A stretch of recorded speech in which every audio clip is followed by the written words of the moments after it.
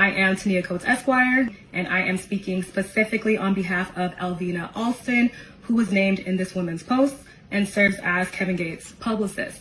I'm addressing false and defamatory claims recently made by the woman Shyla Hassanoff on her Instagram story this past weekend. Ms. Hassanoff alleged that my client threatened her, but let me be clear. Any comments made by Ms. Elvina Alston during their brief call do not amount to a threat under any legal standard. In fact, Ms. Hassanoff had been repeatedly calling and texting my client, demanding that she take sides in her personal relationship with Kevin Gates, something my client had no part in. When they finally spoke, the conversation was brief, emotionally charged, and came after continued harassment. Ms. Hassanoff then recorded the private call without my client's knowledge or consent, which is illegal and violated the state law where Ms. Hassanoff was located. To make matters worse, shortly after that call, a threatening text was sent to my client from an anonymous phone number stating, and I quote, "I will ruin your fucking career, you better tread lightly," among other things. And then just minutes afterwards, Ms. Hassanoff posted the Instagram story defaming and further harassing my client. But after investigation, we've gathered enough evidence to confirm that the threatening message was sent using a third-party messaging app that conceals user identities.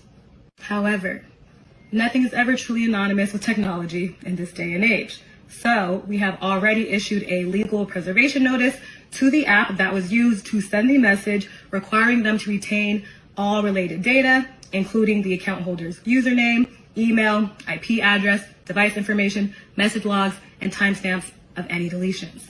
So whether the message was sent directly by Ms. Hassanoff or someone acted on her behalf, this info will become part of the legal record. Also, Ms. Hassanoff made fabricated and bizarre claims that my client was so happy to see her and Kevin wanting to get a house together and asked to live in their guest house. That statement is 100% false, degrading, and clearly intended to embarrass and diminish my client's credibility.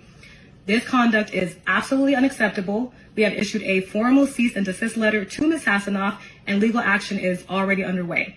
Ms. Alston is a respected publicist with over 2 decades of experience working with Grammy-winning artists, Fortune 500 companies, elected officials, and other notable public figures. She will not be intimidated, harassed, or defamed by Ms. Hassanoff or anyone else. Yeah, man. Hey, listen.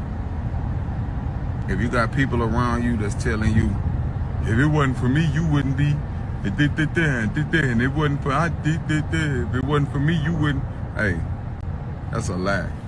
That's manipulation. If it wasn't for God and hard work, they know you the truth, and that's the only card they got, if it wasn't for me. Because you ain't going to do nothing but get from around me and tear my name up. You're going to tear my name up. Those are the type of people that sit around and look for flaws. You know what I'm saying? So it was never really love from the beginning. So if I love you, I'm not going to never stop loving you. Even if I don't fuck with you no more, I still love you. If a person don't fuck with you no more and they start tearing your name up, hey, I love homie, we just went our separate ways. He doing him, I'm doing me. But I love him. You know what I'm saying? That's not love, that's manipulation. And a lot of times we confuse it with love because we never been shown real love. Man, it's God and hard work.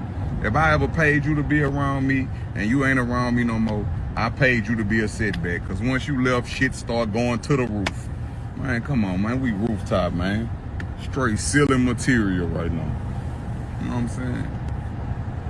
And then you don't even speak on us. We see, but we don't speak, homie. I love you all. Hey, what's happening? Look, I don't know who need to hear this. I just come from grocery shopping. You heard my shit like that. I like to do what's good for my spirit. Because it's like if I eat something from somewhere else, it don't never give me the fulfillment that I get when I cook my own food, when I pray over my own food, when my energy go into the preparation of what's about to go into my temple. And I said that to say this. A lot of times in life, we'll ask the people around us or other people, like, how y'all feel about this or how you feel about that. But at the same time, nobody ever gonna feel how you feel. So sometimes it's scary, but sometimes, I'm gonna say most of the time, You got to learn how to trust yourself. If you can't do it by yourself, then you going to disallow yourself to develop the instinctiveness and the ability to make decisions for yourself and trust your gut. It's a muscle. And the more you exercise that muscle, the stronger that it get. Because I used to be like that. I used to be like feeling empty. And I'd be dicked out behind trying to fulfill a void. So I'd be uptown, downtown, uptown, downtown, uptown, downtown. I'd be old. You hear me? But at the end of the day, that shit don't give me no fulfillment. You know what I'm saying? My fulfillment really come from like my passions and my habits and accomplishing shit, like accomplishing goals and shit like that. But you know, every now and then I get hot. I ain't gonna lie. You know, I get hot and be ready to slang that bitch every now and then when I get hot. You know what I'm saying? But that shit don't really just give me no fulfillment like that. I don't just be dicked out behind no bitch. I be more dicked out behind, do you got discipline? Do you got morals? Do you got principle? Because that's some shit that's super hard to have, and you got to cultivate that shit. You know, that's something that got to be cultivated. You ain't just born like that. You know what I'm saying? So I just was saying that to say this, you know, don't never be afraid to trust yourself, because only you know what's best for you. You know how shit make you feel. And don't be worried about nobody else's opinion, because their opinion don't really matter. Hey, I love you for that.